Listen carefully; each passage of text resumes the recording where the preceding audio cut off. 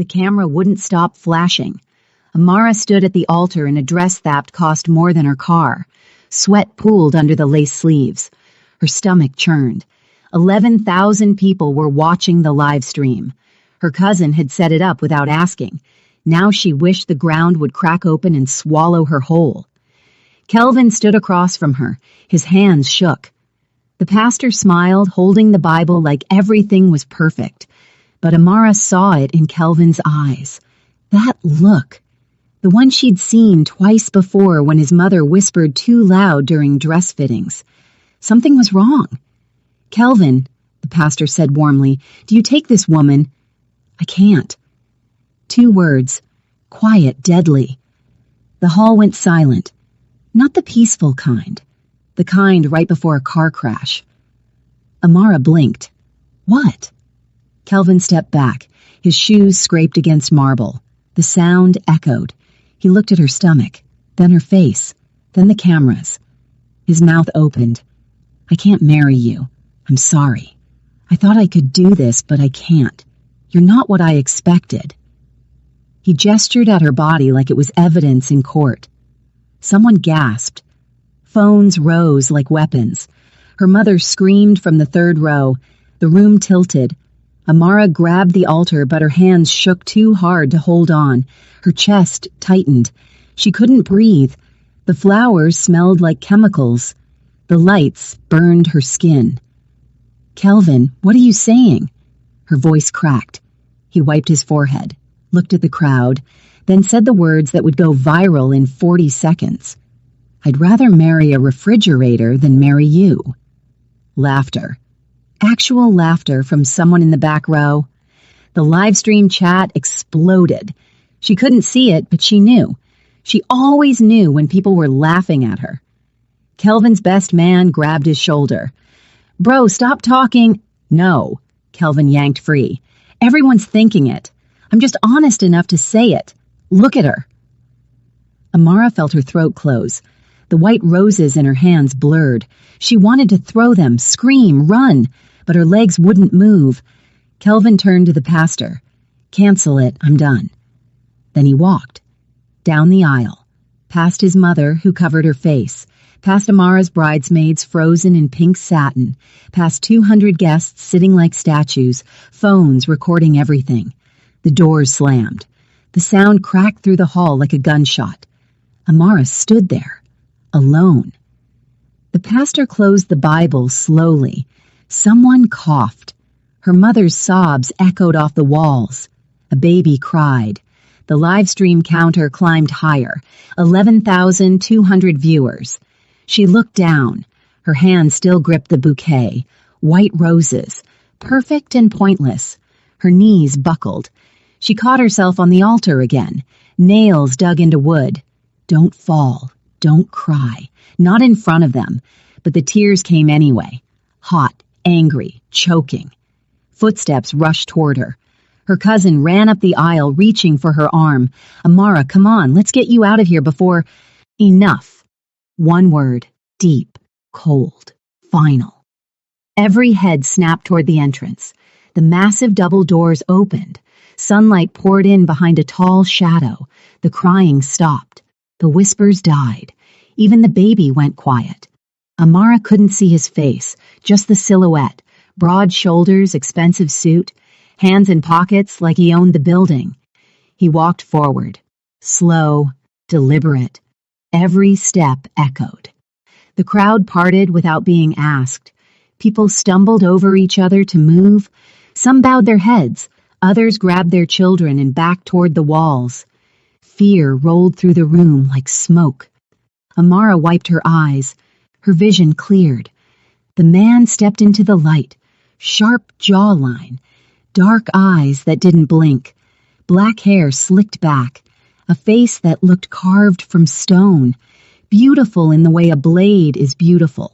Dangerous. He stopped 3 feet from her, looked at her tears, then turned to face the entire hall. His voice cut through the silence like glass. Who made her cry? No one answered. No one moved. Amara's heart pounded. She didn't know this man. She'd never seen him before in her life. but somehow the entire room knew exactly who he was. Amara couldn't move. The man stood 3 feet away. Dark suit, darker eyes, the kind of face that made grown men look at the floor. Who made her cry? His voice was calm, too calm, like asking about weather before burning down a house. No one answered. The pastor backed away. Amara's mother stopped sobbing. Even the live stream held its breath. 11,800 viewers now. He pulled a black handkerchief from his pocket. Silk, expensive. Stepped closer. Cedar and smoke filled her lungs. He lifted the cloth and wiped her cheek himself. Gentle, precise. Her breath caught. "You don't know me," he said quietly. "Only for her. But I know you, and no one will humiliate you again." "Who are you?" He turned to face the crowd instead. His eyes scanned the room. Slow. People shrank in their seats. A woman grabbed her husband's arm. Someone's phone clattered. His gaze locked on Kelvin's mother. She went pale. "You raised a coward," he said. Not loud. Didn't need to be. "He ran. You stayed. That makes you complicit." Kelvin's mother opened her mouth. Nothing came out. He looked at Amara's cousin holding the live stream phone. "Turn it off." But the viewers, turn it off. The screen went black. Silence swallowed the hall. He turned back to Amara. His expression softened. Barely. "Can you walk?" She nodded, lied. Her legs felt like water. He offered his arm. She hesitated. 200 people staring. Her mother clutching the pew. Bridesmaids frozen. She took his arm. He guided her down the aisle. Slow. Steady. The crowd parted like he carried a blade. Her heel caught. She stumbled. He caught her instantly. One hand on her waist. Strong. Careful. "I've got you." They reached the doors. Sunlight. Fresh air. She gasped. A black car. Waited. Tinted windows. Engine running. A man in gray opened the back door, bowed, didn't look at her. "Inside," he said softly. She glanced back at the church. "My mother will be protected, I promise. I don't even know your name." He looked at her. Really looked. "June Wook, and you're Amara Jerry, daughter of Kofi Jerry, accountant, Miami resident. You take your coffee black with 2 sugars. You visit your mother every Sunday. You deserve better than what happened in there." Her blood turned cold. "How do you know all that?" "Get in the car. I'll explain everything." "That's not an answer." "I know." He gestured to the door. "But standing here makes you a target." "A target for what?" Glass shattered inside the church, screaming. Smoke poured from the windows. People ran out, shoving each other. Her mother. She tried to run back. June Wook caught her. "She's already out." He pointed. Her mother stumbled out a side exit. Her cousin pulled them toward the parking lot. Relief flooded her chest. "What's happening?" "Someone just tried to send a message." His voice turned to ice. "They failed." He guided her into the car. The door shut. The world went quiet. Leather seats, tinted windows, engine hum. The driver pulled away. The church shrank behind them. Smoke rising. Her wedding. Her life. Gone. She looked at June Wook. He sat perfectly still. Hands folded. Calm. Too calm. "Who are you?" He met her gaze. "Someone who's been waiting a very long time to keep a promise." The car smelled like leather and secrets. Amara pressed against the door. Her dress spilled across the seat. June Wook sat beside her, close but not touching. "Where are we going?" "Somewhere safe." "That's not an answer. It's the only one I have right now." Her fists clenched. The handkerchief was still damp in her palm. "You said someone sent a message. What message?" He looked at her. Eyes darker up close. Almost black. "Your father saved my life 12 years ago. Nairobi. I was 23 and bleeding in an alley. He found me, got me to a hospital. Didn't ask questions. Her chest tightened. My father died 8 years ago.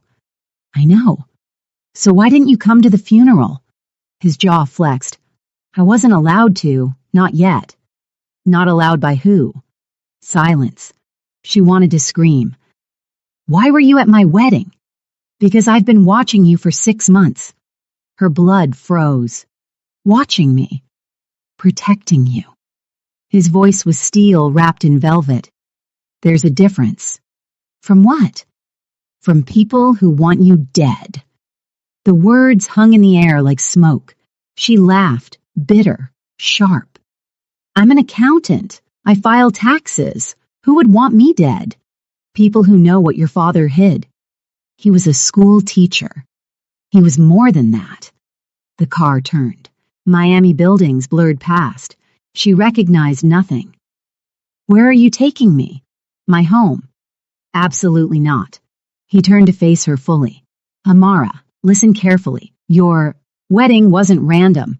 Kelvin's rejection wasn't spontaneous. It was staged. Staged? His family was paid to humiliate you publicly, to expose you, to make you vulnerable. Her stomach dropped. That's insane. The bomb at the church wasn't meant to kill. It was meant to scare. To confirm you're alone now. Unprotected. You're lying. I wish I was. The car stopped. She looked out. A mansion. Ocean view. Gates. Guards. This is kidnapping, she whispered. This is survival. He opened the door. You can leave whenever you want. But out there? He gestured to the city. You won't last 3 days. You don't know that. I do, because I've been killing the people sent after you for the last 6 months. Her breath stopped. He stepped out, offered his hand. She stared at it. At him. At the mansion behind him. Why would anyone want me dead? His expression softened, just slightly. Because your father didn't just save my life, Amara. He saved something else, something worth billions, and he hid it somewhere only you can access. I don't know what you're talking about. I know. That's what kept you safe. But Kelvin's family just told the world you're unprotected now. Every enemy your father ever made is watching. She felt tears coming again, shoved them down. I didn't ask for this. No one ever does. He kept his hand extended. But I made your father a promise, and I don't break promises. She looked at his hand. Steady, strong, dangerous. She took it. The mansion was cold. White marble floors, high ceilings, art she didn't recognize. Everything looked expensive and empty. June Wook led her through the foyer. His shoes echoed. Hers didn't. The dress dragged behind her like a ghost. A woman appeared, older, Korean. She bowed slightly. This is Hana, June Wook said. She'll help you get comfortable. I don't want to be comfortable. I want answers. After you change. Now. He stopped, turned, his eyes locked on hers. You've been through enough today. Change, eat, rest. Then we talk. You don't get to order me around. I'm not ordering, I'm asking. Hana stepped forward, smiled gently. Come, I have clothes, tea. You need both. Amara wanted to argue, but her body was screaming. The dress felt like chains. Her feet throbbed. She nodded. Hana led her upstairs, down a long hallway, into a bedroom bigger than her apartment. King bed. Windows facing the ocean. A bathroom with a tub that could fit 3 people. Shower first, Hana said. Then I bring food. She left. Amara stood alone, looked at herself in the mirror. Makeup streaked, eyes swollen, hair falling out of pins. The dress ripped at the hem. She looked like a disaster. Felt like one too. She peeled off the dress, left it in a pile, stepped into the shower, let the water burn her skin, cried until her throat hurt. When she came out, clothes waited on the bed. Soft pants, a loose shirt, socks. She dressed, sat on the edge of the bed, stared at her hands. A knock. Hannah entered with a tray. Soup, bread, tea. Eat, she said gently. I'm not hungry. Eat anyway. Amara picked up the spoon, took a sip. It was warm, salty. Good. She finished the bowl without realizing. Hannah smiled. Better? A little. He's waiting downstairs when you're ready. Is he always this controlling?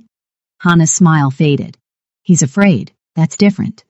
Afraid of what? Losing you before he can save you. She left.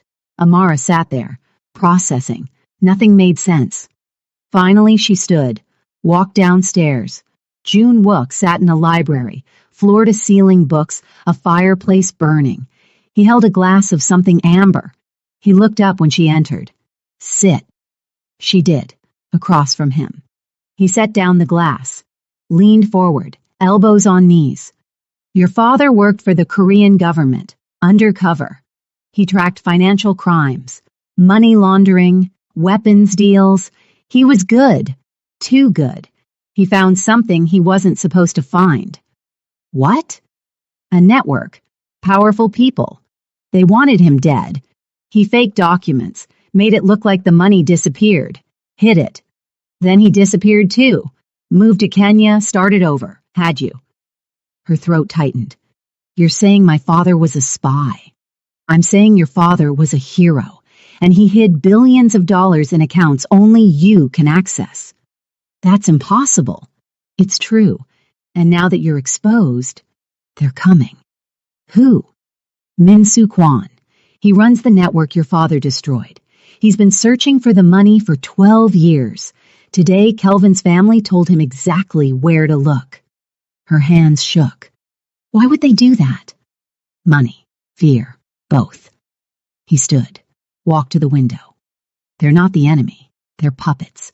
Min-Soo is the enemy, and he won't stop until you're dead or he has what he wants. She stood too. So what do I do? He turned, looked at her. You let me protect you. You trust me, and you help me finish what your father started. And if I say no?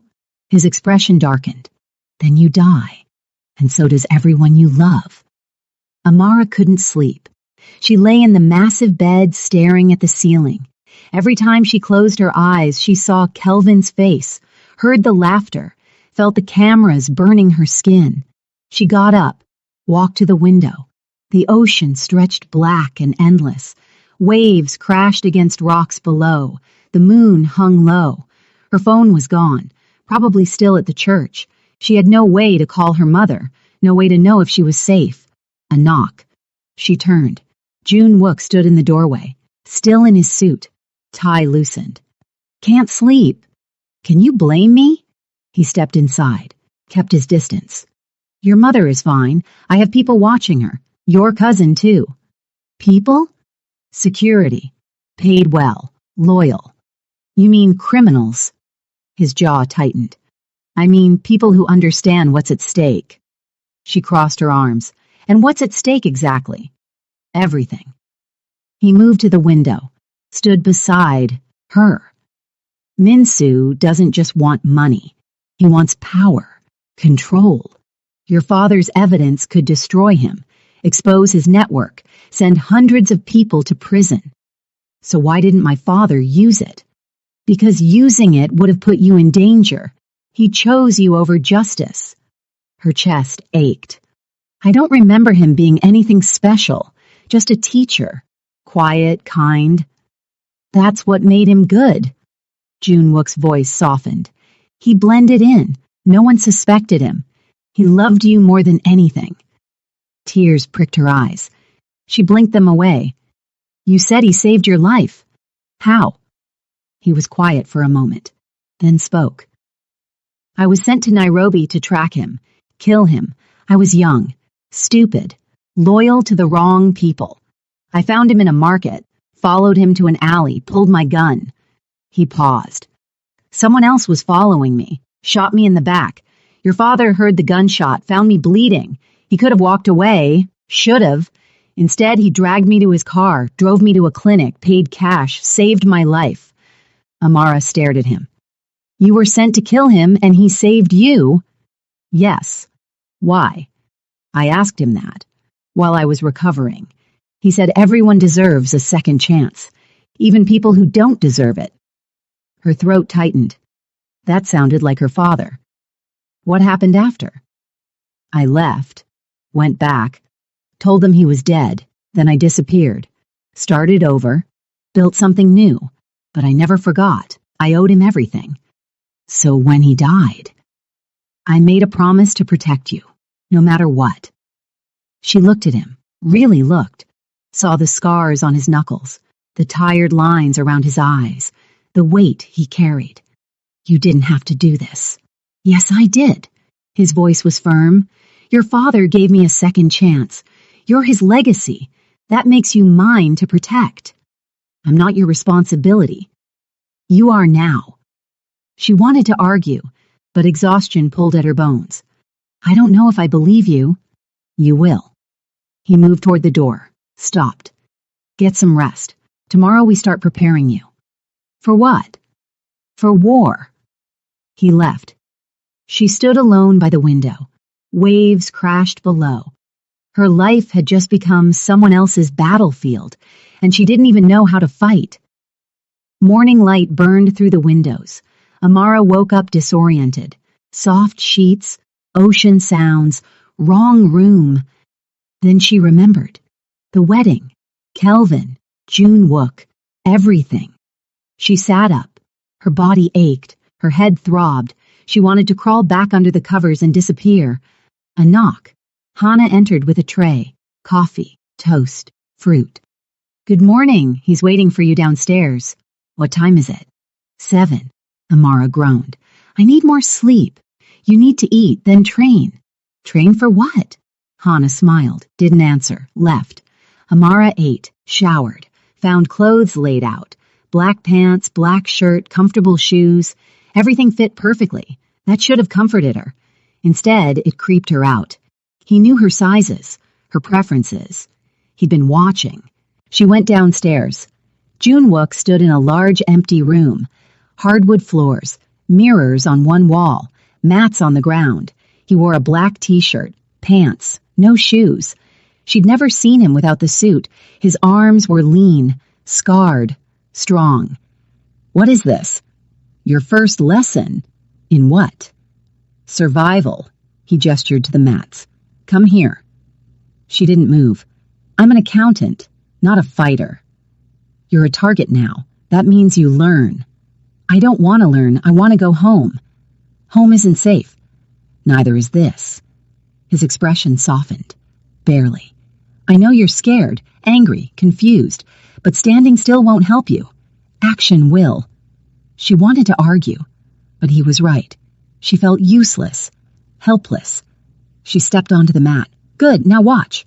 He moved, fast, showed her how to stand, where to put her weight, how to block, how to strike. She copied him.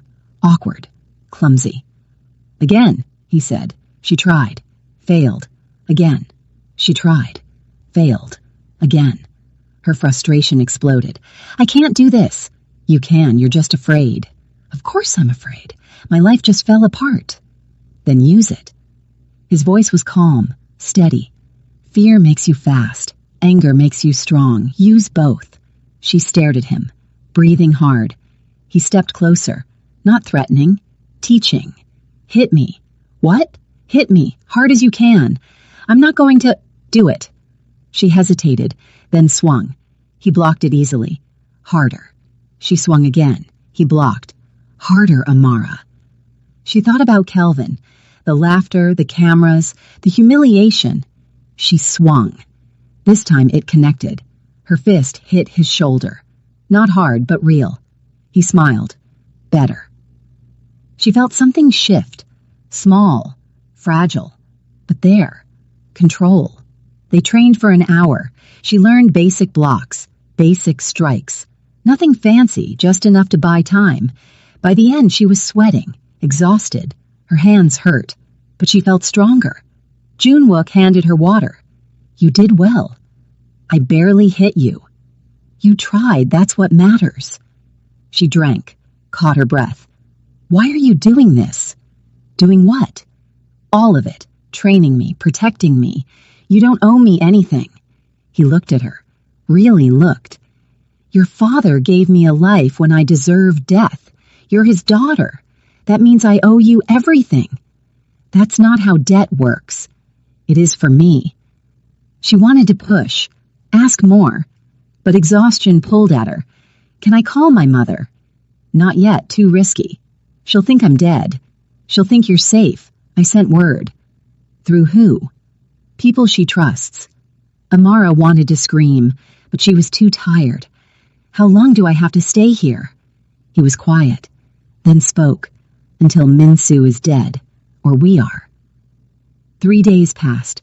Amara trained every morning, ate meals with Hana, avoided June Wook when she could. The mansion felt like a beautiful cage. She spent afternoons on the balcony staring at the ocean, wondering if her mother was okay, if anyone was looking for her. On the 4th day, June Wook found her there. "We need to talk." She didn't look at him. "About what?"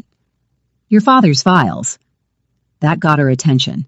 He led her to an office, dark wood desk, computers, filing cabinets.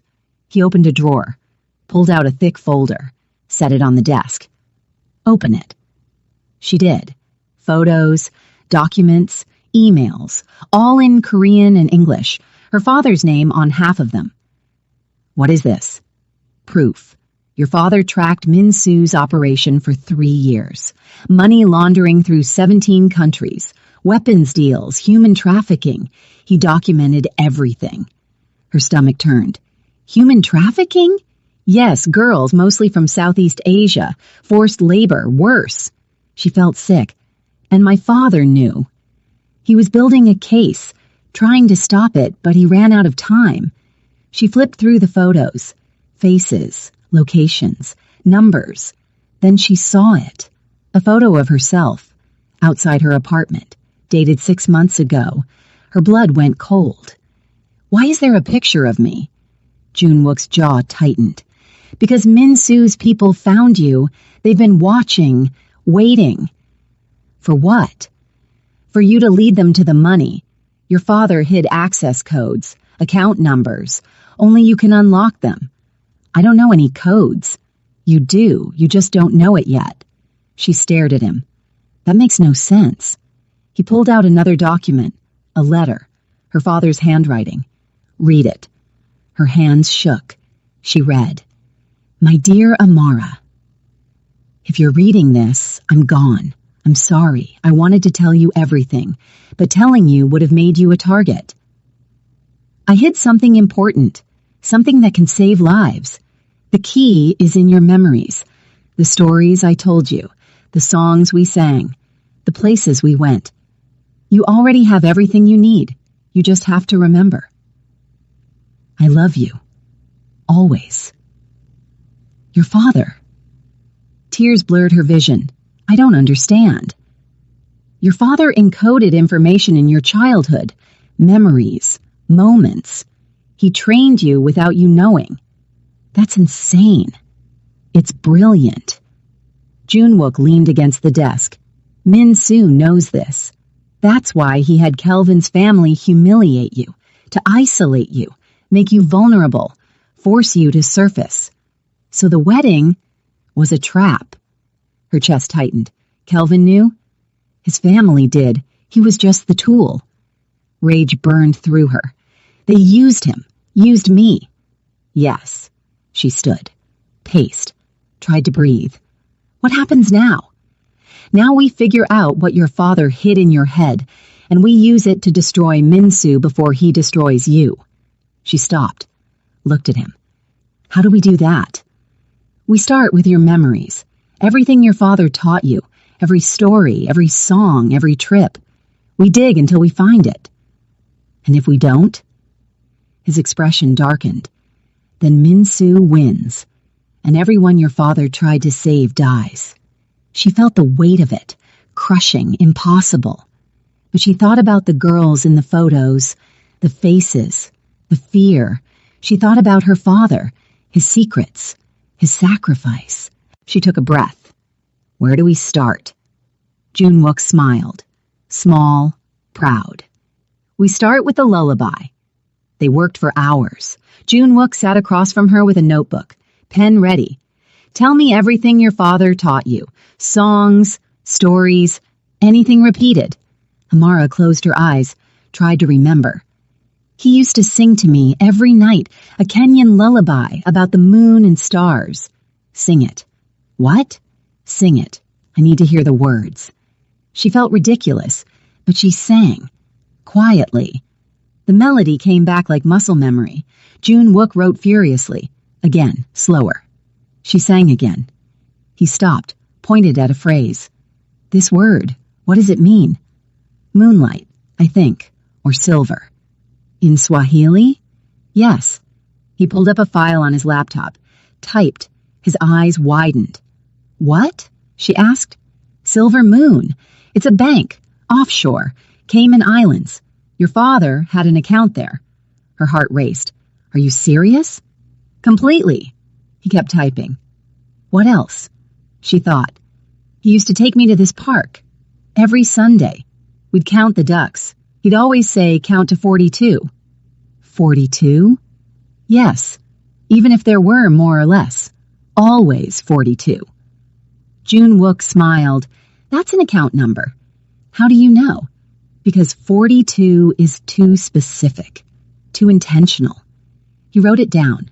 What else? She dug deeper. Bedtime stories. He made them up, always about a girl named Nala. She'd go on adventures, find treasure. There was always a riddle. What kind of riddle? Different every time, but they always involved numbers or directions. North, south, east, west. Coordinates. Maybe. They worked through the afternoon, piece by piece, song by song, story by story. By evening, they had a list, bank names, account numbers, possible passwords, locations. June-wook leaned back. Your father was a genius. Or paranoid. Both. He looked at her. You realize what this means? That I'm a walking vault? That you're the only person alive who can access billions of dollars in evidence that can dismantle an empire. The weight hit her again, heavier this time. I didn't ask for this. No one ever does. She stood, walked to the window. The sun was setting, orange and pink bleeding across the water. What if I can't remember everything? You will. How do you know? Because your father prepared you. He trusted you. That means something. She turned. What if Min-soo finds me first? June-wook's expression hardened. He won't. You can't promise that. I can, and I will. He stood, walked to her. I've spent 6 months keeping you alive. I'm not stopping now. She wanted to believe him, wanted to feel safe, but fear lived in her bones now. What happens after we find everything? We use it. Expose Min-soo, shut down his network, free the people he's hurt. And then, he was quiet, then spoke. Then you get your life back. What about you? His eyes met hers, dark, unreadable. I disappear, like I always do. Something twisted in her chest. She didn't know why. You'd just leave? It's safer for you. That's not an answer. He stepped closer. Close enough that she could smell cedar again. My life isn't safe, Amara. Being near me puts you in danger. Once this is over, you deserve peace. What if I don't want you to disappear? He stared at her. Something flickered in his eyes. Then he stepped back. We'll talk about it when the war is over. He left. She stood alone, already missing him.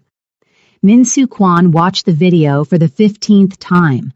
The wedding, the rejection, the girl crying.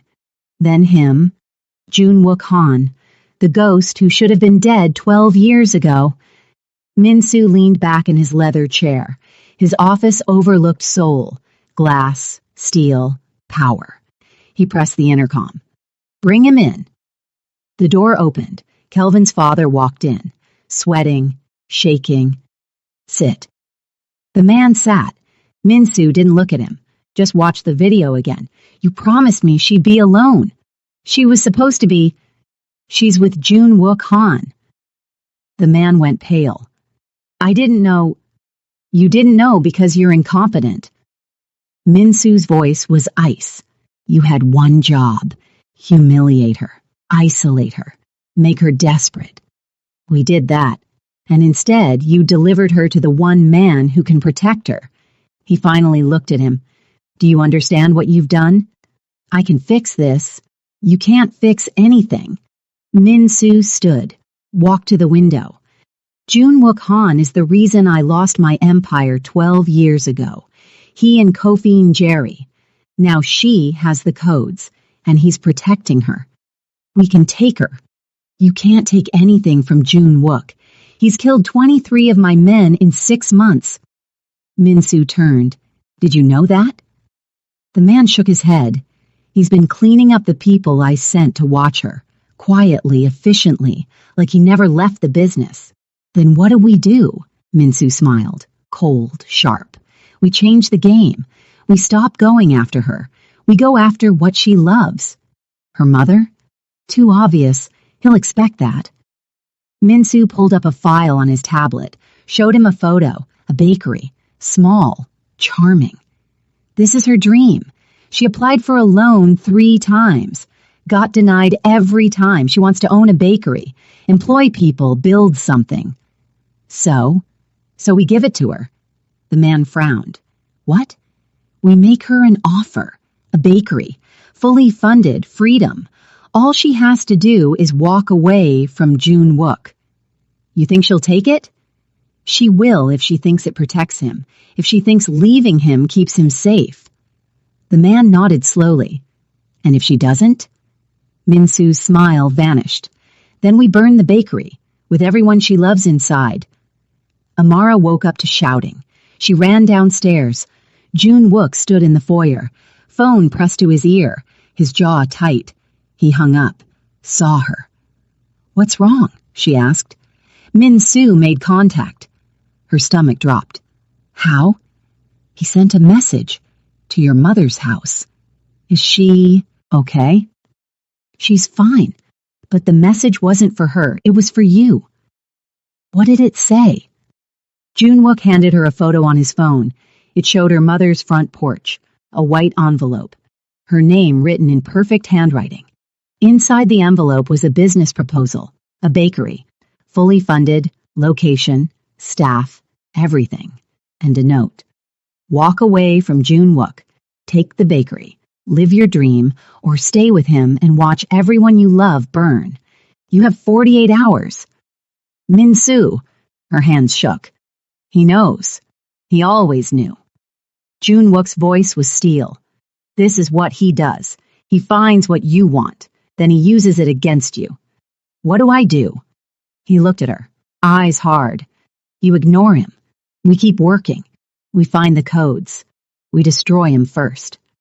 And if we don't, then we fight. She stared at the message, at the bakery photos, at everything she'd ever wanted. Then she thought about the girls in the files, the trafficking, the suffering. She handed him the phone. We destroy him. The charity event was Junwook's idea. We need to draw Minsu out, make him think you're vulnerable. Amara hated it, but agreed. Han addressed her. A black gown. Simple. Elegant. Hair up. Minimal jewelry. She looked in the mirror. Barely recognized herself. Junwook waited downstairs. Black suit, white shirt, no tie. He looked at her. Something flickered in his eyes. You look beautiful. Heat rushed to her face. Thanks. The car ride was silent, tense. The event was at a hotel ballroom. Rich people, expensive drinks, fake smiles. Junwook kept his hand on her lower back, guiding her, protecting her. People stared, whispered, recognized him. They avoided eye contact. Amara grabbed champagne, drank too fast. Her nerves were shot. Slow down, Junwook murmured. I hate this. I know, just a little longer. A woman approached, mid-40s, designer dress, sharp eyes. Junwook, I didn't expect to see you here. Mrs. Chen. He nodded politely. The woman looked at Amara, smiled. It didn't reach her eyes. And who is this? Amara, my guest. Mrs. Chen's gaze traveled down, slowly, deliberately. How brave of you to wear something so form-fitting. Amara's stomach twisted. I'm sorry? Oh, nothing, dear. Just that not everyone can pull off that style. It takes a certain confidence. The insult landed like a slap. Junwook's hand tightened on her back. Mrs. Chen, walk away. The woman laughed. Excuse me? I said walk away, now. His voice was quiet, deadly. Mrs. Chen's smile faltered. I was just making conversation. You were being cruel. There's a difference. He stepped forward. You have 10 seconds to leave this event, or I'll make sure every person here knows exactly how your husband made his fortune. Her face went white. You wouldn't try me. She turned, walked away fast. Amara stood frozen, embarrassed, angry, grateful. Junwook turned to her. Are you okay? I'm fine. You're not. She wasn't. Her throat was tight, eyes burning. I just need air. She walked toward the balcony. He followed. Outside, the city lights sparkled. She gripped the railing, tried to breathe. She was right, Amara whispered. She wasn't. Look at me. Look at where we are. I don't belong here. You belong wherever you choose to be. She turned. Why do you defend me? Because you deserve it. That's not a reason. He stepped closer. His eyes locked on hers. Because when I look at you, I don't see what they see. I see someone strong, someone kind, someone who survived humiliation and still chose to fight. Her breath caught. You barely know me. I know enough. His voice softened. I know you take your coffee black because you don't want to waste time with cream. I know you call your mother every Sunday, even when you're exhausted. I know you cry in the shower so no one hears. I know you're terrified, but you show up anyway. Tears slipped down her cheeks. How do you know all that? Because I've been watching, protecting, waiting. He wiped her tears. And I'll keep doing it until you're safe. She looked at him, really looked, saw the scars, the exhaustion, the devotion.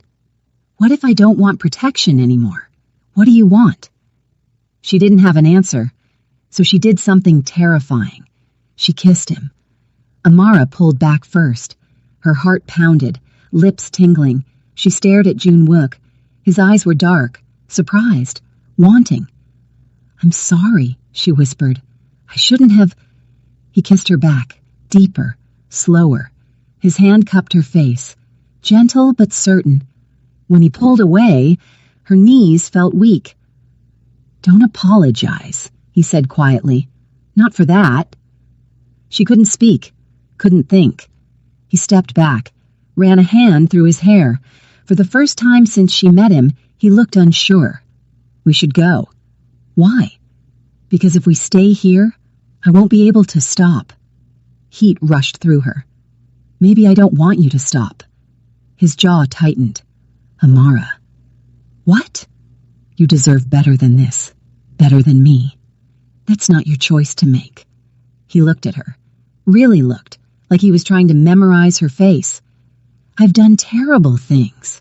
Hurt people, killed people. You don't know what I am. Then tell me. Silence. He walked to the railing, gripped it, knuckles white. I was 15 when they recruited me. Orphan, hungry, angry. They gave me food, purpose, made me feel important. He paused, taught me to kill. Her chest tightened. My first job was eliminating a target in Seoul, a businessman. They said he was corrupt, dangerous. I believed them. His voice cracked slightly. He was someone's father, someone's husband, and I took him away. Junwook. I did that for 8 years, 43 jobs, 43 people. Some deserved it, most didn't. He turned. Then your father saved me, and I realized I'd been a weapon, not a person. Tears burned her eyes. That's why you disappeared. That's why I tried to, but you can't erase blood. It follows you, stains everything. She walked to him, stood close. You're not that person anymore. Yes, I am. I killed 6 people in the last 6 months protecting you. People who wanted to hurt me. That doesn't make it clean. She took his hand. He tried to pull away. She held tighter. My father saved you because he saw something worth saving. I see it too. You shouldn't. Too late. He looked at their hands, then at her face. I don't know how to do this. Do what? Care about someone, without destroying them. Her throat tightened. You're not destroying me. You're protecting me. What if I can't protect you forever? Then we'll figure it out. Together. He pulled her close, wrapped his arms around her. She pressed her face to his chest, heard his heartbeat. Fast. Real. I'm afraid, he whispered. Of what? Of losing you. Of failing. Of becoming the monster again. She pulled back, looked up at him. You're not a monster. Monsters don't feel fear. They don't protect people. They don't cry in the shower thinking no one hears. He froze. How did you? Hannah told me. You're not the only one who watches. Something broke in his expression. Soft. Vulnerable. He kissed her forehead. We should get back. 1 more minute. He held her. City lights shimmering. Night air cool. For 1 minute there was no Min Soo. No codes. No war. Just them. Then his phone buzzed. He checked it. His expression hardened. What's wrong? Min Soo moved. He's in Miami. Her blood went cold. When? 2 hours ago. He's coming for me. No. Junwook's voice turned to steel. He's coming for us. But we'll be ready. They didn't sleep. Back at the mansion, Junwook assembled his team. 5 men, loyal, dangerous. Amara sat in the corner watching, planning, strategizing. She felt useless. When they finished, everyone left except Junwook. He found her in the kitchen, staring at cold coffee. You should rest. Can't. Neither can I. He poured himself water, leaned against the counter. Silence stretched between them. Not uncomfortable, just heavy. Teach me something, she said. Like what? Something about you. Something real. He thought for a moment. I grew up in Busan, near the ocean. I'd sneak out at night, sit on the docks, watch ships leave. Where did you want to go? Anywhere. Everywhere. Didn't matter. Just away. She nodded. Understood that feeling. What stopped you? Fear. Poverty. Then they found me. Gave me purpose. Took away the choice. Do you regret it? Every day. He looked at her. Except the part that led me to you. Her breath caught. He crossed to the stove. Are you hungry? Not really. You need to eat anyway. He started cooking. Ramen. Eggs. Simple. She watched him move. Efficient. Practiced. You cook? I survive. There's a difference. He cracked an egg.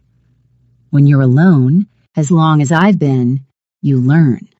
How long? 12 years, since your father. That's a long time to be alone. It's safer that way. Safer for who? He didn't answer, just stirred the pot. She stood, walked over, took the spoon from his hand. Let me. You don't have to. I want to. She finished cooking. They ate together, sitting on the counter, legs swinging, like normal people, like they weren't preparing for war. Tell me about your mother, he said. Amara smiled. She's stubborn, strong, refused to let me quit when things got hard. Sounds familiar. I get it from her. She took a bite. She wanted me to be a doctor. I wanted to bake. Why accounting? Compromise, stable, safe, boring. You're not boring. Heat rushed to her face. You barely know me. I know enough. His voice softened. I know you hum when you're nervous. I know you organize things when you're anxious. I know you check your phone exactly 7 times every morning. That's creepy. That's observation. She laughed. Actually laughed. First time in days. He smiled. Small but real. I missed that, he said. What? Your laugh. You don't do it enough. Haven't had much reason to. I want to change that. She looked at him. Really looked. Saw the exhaustion, the scars, the hope buried underneath everything.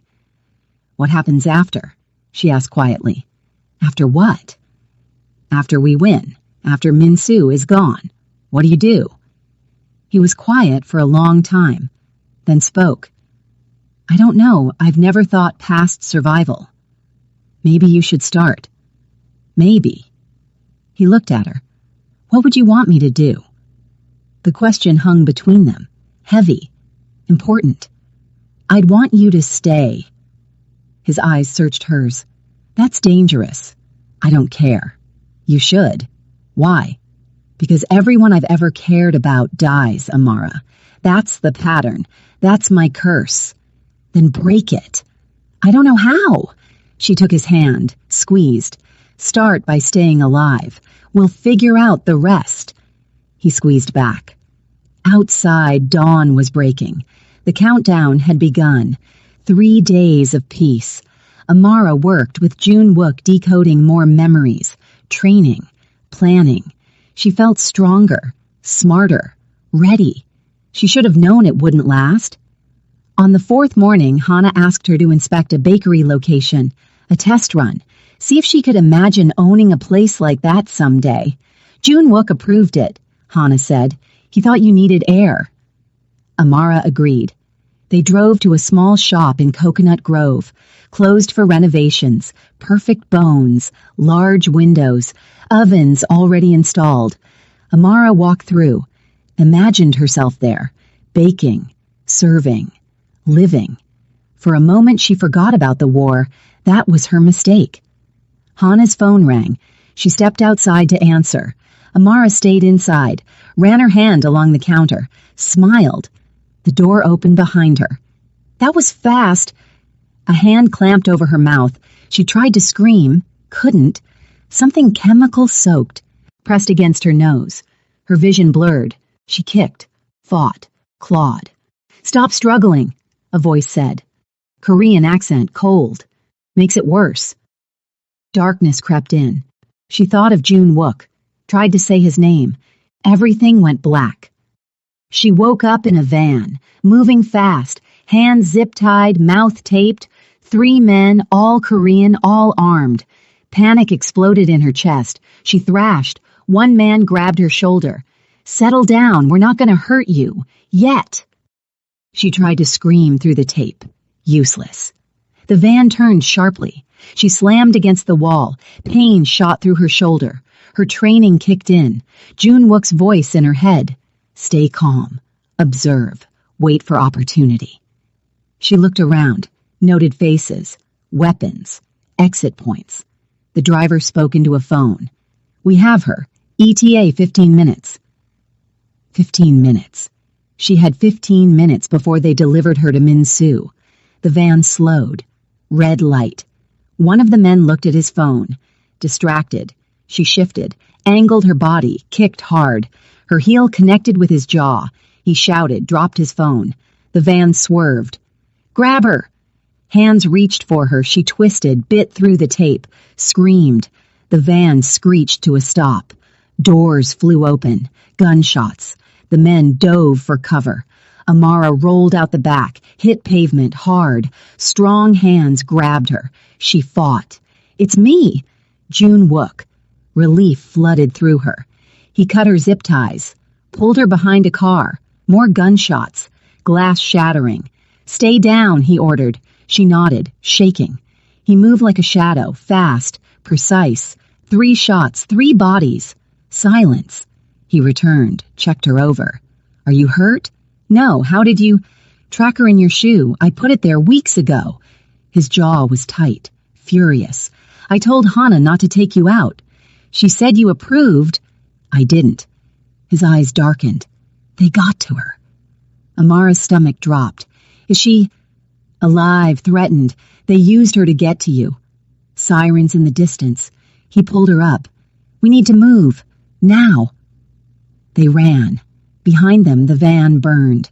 Her peaceful moment was over. War had arrived. They drove in silence. June Wook's hands gripped the wheel, knuckles white, jaw clenched. A muscle twitched in his cheek. Amara had never seen him like this. Angry, barely controlled, dangerous. "I'm sorry," she whispered. Don't. I should have been more careful. I said don't." His voice was ice. She fell silent. They pulled into an underground garage. Different location. Safer. He killed the engine. Sat there, breathing hard. "June Wook?" He slammed his fist into the dashboard. The sound cracked through the car. Amara flinched. He got out, walked away, hands in his hair. She followed. "Talk to me. I can't right now." "Yes, you can." He spun around. His eyes were wild, desperate. "You almost died, Amara, again, because I wasn't fast enough, smart enough, good enough." "That's not true." "It is true," he shouted, then lowered his voice, shaking. "I've been doing this for 12 years, protecting people, and they still die. They always die." Her chest tightened. "I'm not dead. Not yet." He turned away. "But you will be, if you stay with me. That's what I do. I destroy everything I touch." She walked to him, put her hand on his arm. He jerked away. "Don't touch me." "Why?" "Because I don't deserve it." His voice cracked. "Do you know what I did to those men? I didn't just kill them. I made them suffer. I wanted them to hurt. For touching you, for scaring you." Tears filled her eyes. "June Wook." "The monster came back, Amara. I felt it, enjoyed it. That's who I really am." She stepped in front of him, forced him to look at her. "You saved me." "I slaughtered them. They were going to kill me, torture me, deliver me to Min-Soo. You stopped that. By becoming the thing I swore I'd never be again." She grabbed his face, made him focus. "Listen to me. You are not a monster. Monsters don't feel regret. They don't protect people. They don't break down because they're afraid of failing someone they care about." His breath hitched. "I'm so tired." "I know. I don't know how much longer I can do this." "Then let me help. You're not alone anymore." He looked at her, eyes red, exhausted, broken. "I'm afraid of what I'll become if I lose you." "You won't lose me." "You don't know that." "No, but I know this." She pulled him close, wrapped her arms around him.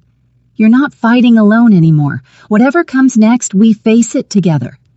He collapsed into her, arms around her waist, face buried in her shoulder, and he cried, quietly, painfully. She held him, ran her fingers through his hair, let him break, because strong people needed permission to fall apart sometimes, and she would be there to catch him, just like he caught her. "I'm sorry," he whispered. "For what?" "For being weak. This isn't weakness. This is human." He pulled back, wiped his eyes, looked embarrassed. She smiled gently. "Better?" "A little." He touched her face. "Thank you." "For what?" "For not running. For staying. For seeing me and not being afraid." "I am afraid. Of me, of losing you." He kissed her, soft, desperate, grateful. "You won't," he promised. "Promise?" "I promise." Morning came too soon. Amara woke up on a couch, June Wook's jacket draped over her. He sat across the room, watching, awake. "Did you sleep?" she asked. "No." "You should. I need to tell you something." His voice was serious, heavy. She sat up. "What?" He stood, walked to the window, hands in pockets. "I haven't been completely honest with you." Her stomach dropped. "About what?" "About why I've been watching you, protecting you." "You said it was because of my father." "It was, but there's more." He turned.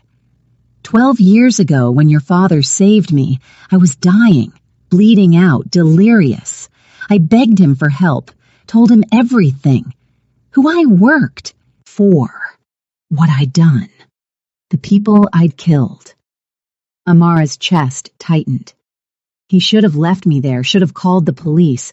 Instead, he saved me. Then he looked me in the eye and said something I'll never forget. What? He said, "My daughter will grow up in a world full of monsters. Maybe you can be the one who protects her from them." Tears burned her eyes. He knew, even then. He knew I'd come for you someday. Why didn't you tell me? Because it sounds insane. A dying man makes a promise to a stranger about a child he's never met? He shook his head. But I remembered. Every word. Every year. I tracked you. Made sure you were safe. Built a life around keeping that promise. That's why you disappeared. That's why I became someone new. Someone worthy of protecting you. She stood. Walked to him. You were always worthy. No, I wasn't. I was a killer. A weapon. Your father saw potential I didn't even know existed. He was good at that. Junwook smiled. Sad. Broken. He talked about you while I was recovering. Showed me photos. Told me stories. He loved you more than anything. Her throat closed. I miss him. I know. He touched her face. That's why I can't fail him. Can't fail you. This isn't just about keeping a promise anymore. Then what is it about? He looked at her. Eyes dark, honest, terrified. It's about the fact that I fell in love with you. The world stopped. What? I fell in love with you. Watching you. Protecting you. Seeing your strength. Your kindness. The way you fight even when you're terrified. His voice cracked. I didn't mean to. Didn't want to. But I did. She couldn't breathe. Couldn't think. You don't have to say anything, he said quickly. I know it's complicated, dangerous, probably wrong, but you deserve to know the truth. She stared at him, heart pounding. Then she kissed him, hard, desperate, sure. When she pulled back, she whispered, I love you, too. His eyes widened. Amara. I love you. I don't know when it happened. Maybe when you wiped my tears at the church. Maybe when you taught me to fight. Maybe when you held me while you cried. But I do. I love you. He pulled her close, held her like she was oxygen. We're going to survive this, he whispered. Together. Promise? I promise. Outside, the sun rose, and for the first time in 12 years, Junwook Han believed in hope. Min-soo chose a public place, neutral ground, a 5-star restaurant overlooking Biscayne Bay. He sent the invitation through encrypted channels. Come alone, or everyone you love dies. Junwook refused to go alone. I'm coming with you, Amara said. Absolutely not. He wants me. That makes it my fight, too. That makes it more dangerous. I don't care. She crossed her arms. You said we're in this together. Prove it. He stared at her, jaw tight. Finally nodded. Stay close. Say nothing. Let me handle him. They arrived at sunset. The restaurant was nearly empty, reserved, Min-soo's doing. He sat at a corner table, mid-50s, sharp suit, cold smile. 2 bodyguards flanked him. Junwook's hand stayed on Amara's back as they approached. Min-soo stood, extended his hand. Junwook didn't take it. Sit, Min-soo said, not a request. They sat. Min-soo's eyes traveled over Amara, slowly, deliberately, like she was livestock. So this is Kofi's daughter. His English was perfect, accented. I expected someone smaller. Amara's stomach twisted. Junwook's hand clenched under the table. Let's skip the games, Junwook said. What do you want? What I've always wanted. The accounts, the codes, the evidence. You're not getting them. Then people die. Min-soo sipped his wine, starting with her mother. Amara's breath caught. Touch her mother, and I'll burn everything you've built. Junwook said quietly. Every business, every ally, every safe house. I know where they all are. Min-soo smiled. I believe you. That's why I'm offering a deal. No deal. Hear me out. He leaned forward. Give me the codes. Walk away. I'll leave her alive. You both disappear. Start over. I hear Patagonia is lovely this time of year. And the people you're trafficking? Not your problem anymore. Junwook's expression darkened.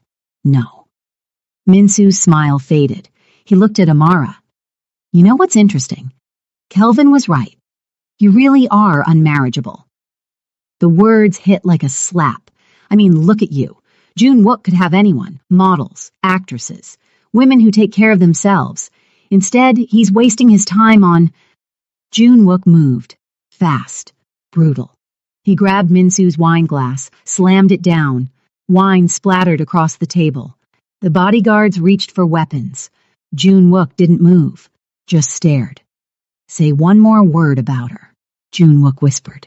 Ice and murder. Test me. Minsu's smile returned, but his eyes were furious. Touchy. Her body is perfect. Junwook's voice cut through the room. Her heart is gold. Her mind is sharper than anyone in this restaurant. You're nothing. A parasite.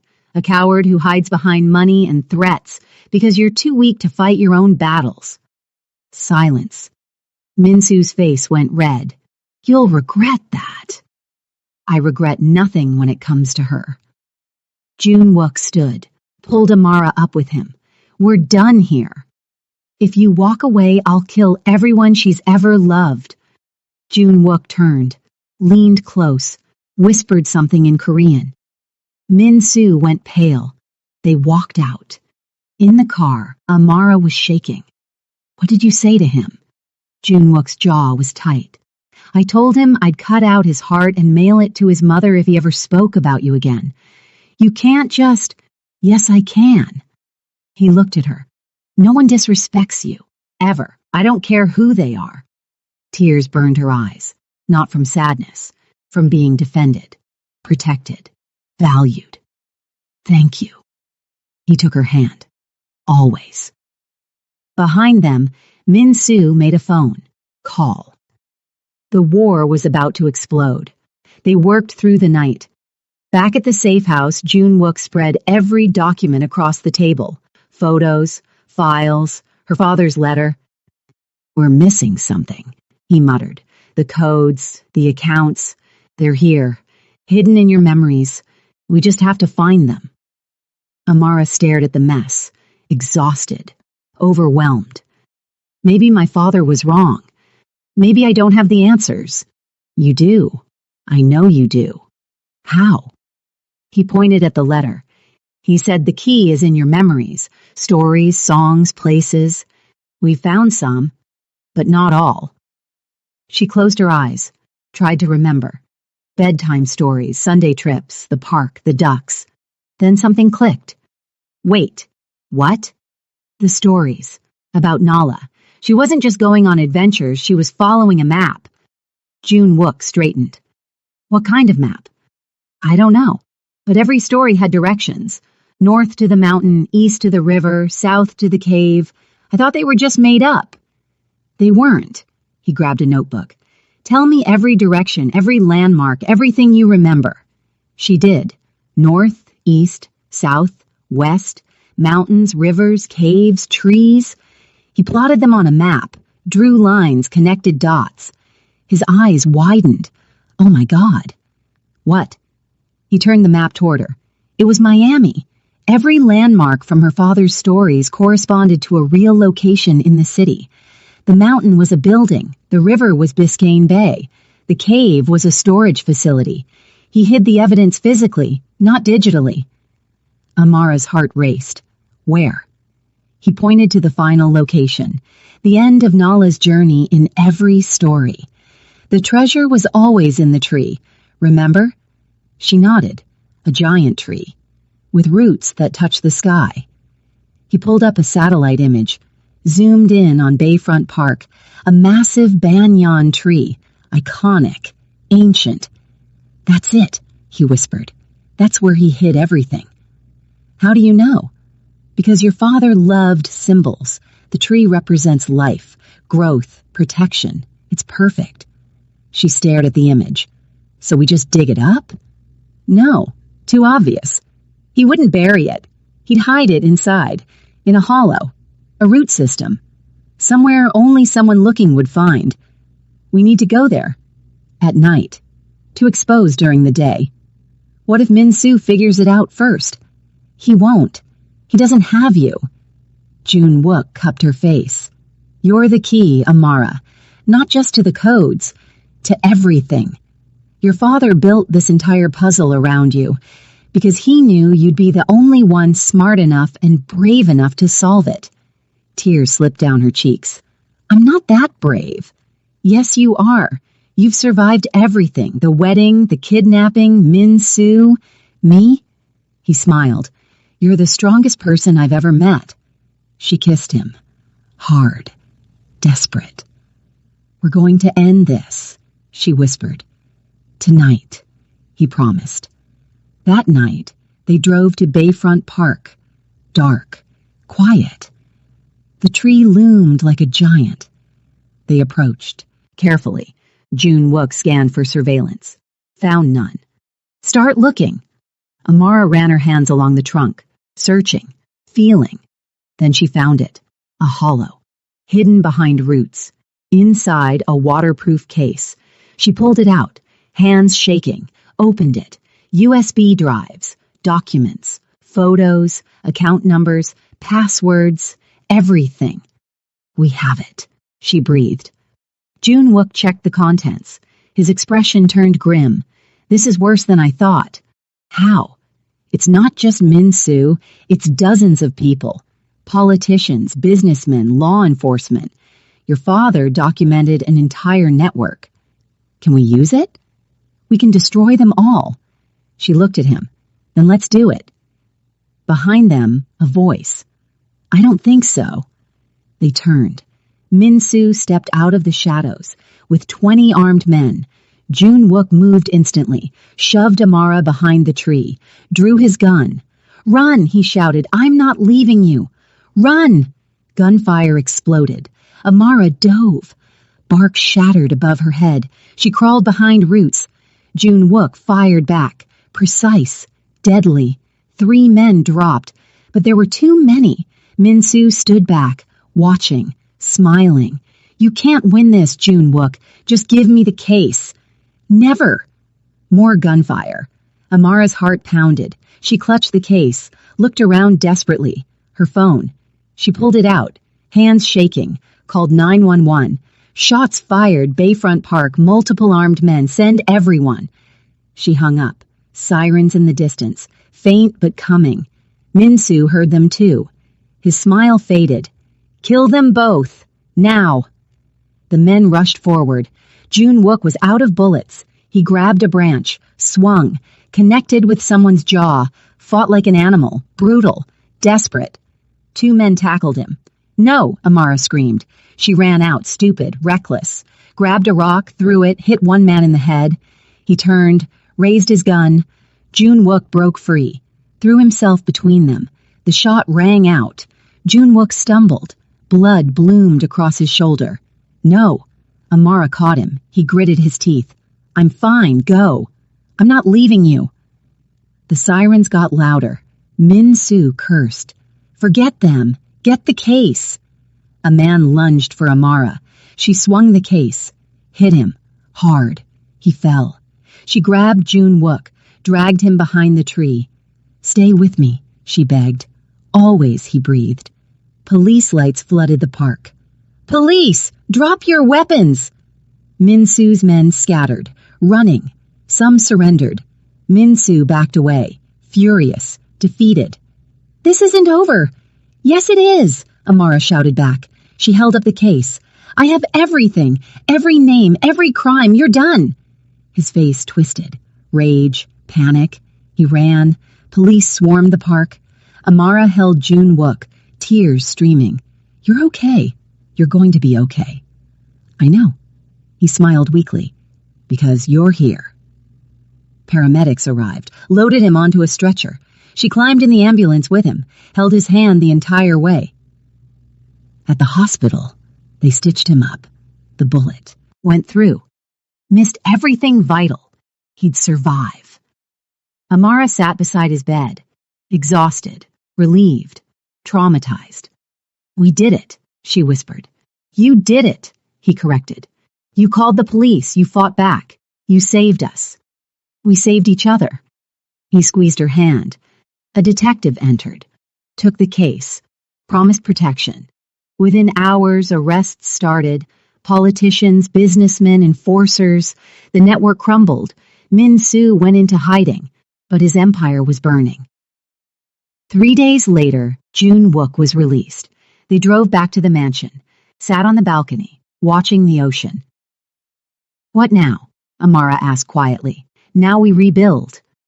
"Together?" He looked at her, eyes soft, certain. "Together." She leaned into him. For the first time in weeks, she felt safe. The war wasn't completely over. Min Soo was still out there, but they had each other, and that was enough. 2 weeks passed. June Wook healed. Slowly, stubbornly. The evidence destroyed Min Soo's network. Dozens arrested. Operations shut down. Girls rescued. Amara's father's work was finally complete, but Min Soo himself vanished. Ghost. Gone. "He'll come back," June Wook said one morning. "I know. When he does, we'll handle it together." He smiled, pulled her close. They'd been living at the mansion, safe, healing, planning, but Amara felt restless. "I want to go home," she said one afternoon. "It's not safe yet. I don't care. I need to see my mother, my apartment, my life." He was quiet, then nodded. "Okay, but I'm coming with you." They drove to her apartment, small, cluttered, familiar. Her mother was waiting. She ran out, grabbed Amara, sobbed. "I thought I lost you." "I'm okay, Mama, I'm okay." Her mother pulled back, looked at June Wook. "Is this him? The man from the wedding?" "Yes." Her mother studied him. Long, hard, then hugged him. "Thank you for keeping her safe." June Wook stiffened, uncomfortable with affection. "It was my honor." That night, Amara and June Wook walked along the beach, barefoot, quiet. She stopped, looked at him. "I've been thinking about us. What happens next? You said you'd disappear when this was over." His jaw tightened. "Amara, I don't want you to. I'm dangerous. Being near me saved my life, multiple times." She stepped closer. "I know who you are, what you've done, and I don't care. I love you anyway." His eyes searched hers. "You deserve better. I deserve to choose, and I choose you." He stared at her, vulnerable, hopeful, terrified. "I don't know how to be normal." "Neither do I, not anymore, so we'll figure it out together." He pulled her close, buried his face in her hair. "I love you," he whispered, "more than I thought I could love anyone." "Then stay. What if Min Soo comes back? Then we fight, together, like we always do." He pulled back, looked at her, then dropped to one knee. Her breath stopped. "I don't have a ring. I don't have a plan. I don't even know if I'm doing this right." His voice shook. "But I know I want to spend the rest of my life protecting you, loving you, being worthy of you." Tears streamed down her face. "Amara and Jerry, will you marry me?" She dropped to her knees, cupped his face. "Yes, 1,000 times yes." He kissed her, deep, desperate, forever. When they pulled apart, he laughed, actually laughed. "Your father would kill me for proposing without a ring. My father would love you." "You think?" "I know." They sat on the beach, waves crashing, moon shining. "When?" he asked. "When what?" "When do you want to get married?" She thought about it, about the first wedding, the humiliation, the cameras, then thought about him, about love, about choice. Soon small, just us. No cameras, no crowds. Perfect.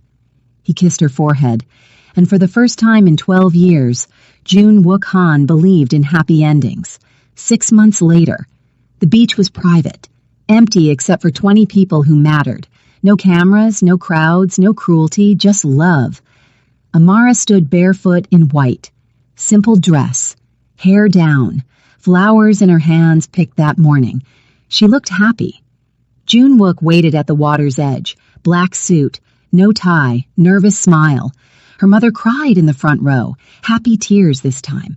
Hana stood beside her, safe, forgiven, smiling. The sun hung low, golden, perfect. Amara walked toward him. No aisle, no performance, just her choice. When she reached him, he took her hands. "Hi," he whispered. "Hi." The officiant spoke, short, simple.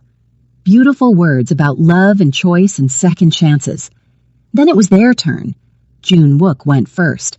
12 years ago, your father gave me a second chance at life.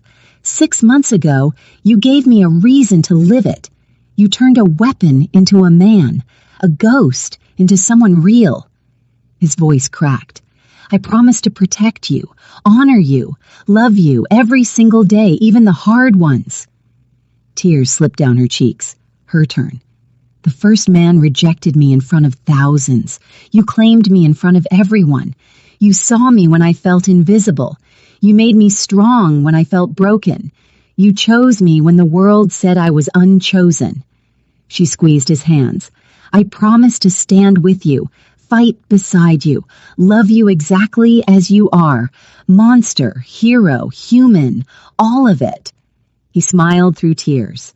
The officiant grinned. I now pronounce you husband and wife.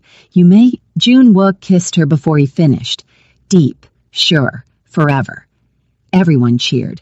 Her mother sobbed loudly. When they pulled apart, June Wook whispered, Mrs. Han. Mr. and Jerry Han, she corrected.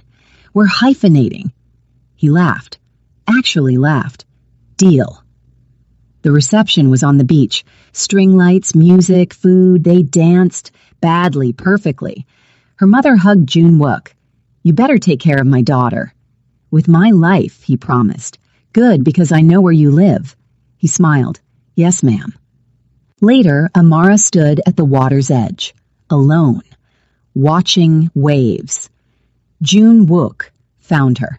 Escaping already? Never. She turned. Just thinking. About? How different this is from before. He wrapped his arms around her from behind. The first wedding was about performance. This one is about truth. I like truth better. Me too. She leaned back into him. What happens now? Now we live. He kissed her temple. The bakery opens next month. Your dream, fully funded, fully yours. She gasped, turned. What? He smiled. I bought the building. It's your wedding gift. June Wook. You deserve your dream, and I get to watch you live it. She kissed him. Hard, grateful, in love. What about Min Soo? Intelligence says he's in Singapore. Broken, powerless. He'll never touch you again. You're sure? I'm sure. He held her tighter. And if I'm wrong, we'll handle it. Together. She smiled.